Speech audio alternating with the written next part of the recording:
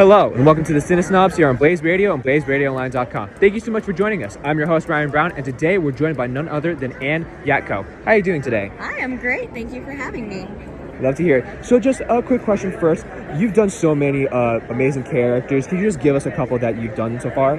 Sure. I think people know me best as the English voice of Nobara Kugisaki in Jujutsu Kaisen, or Raiden Shogun from Gehsin Impact, among many other things.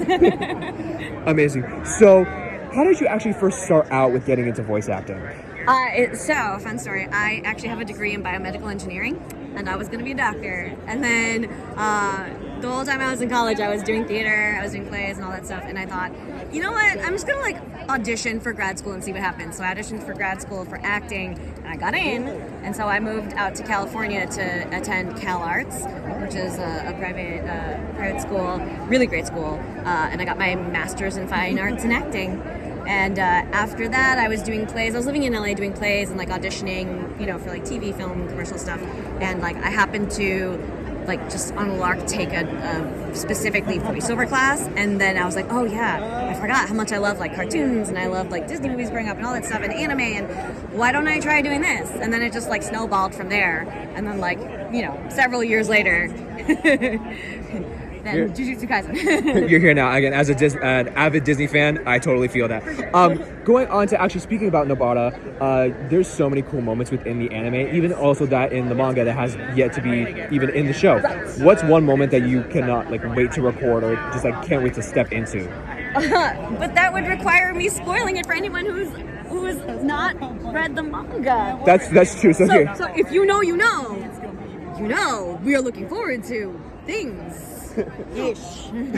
Well then I'll ask this. What was one moment that you've already recorded that you've fallen in love with? Okay. So when I was recording season 1, I sped read through the manga to catch up to wherever the manga was weekly.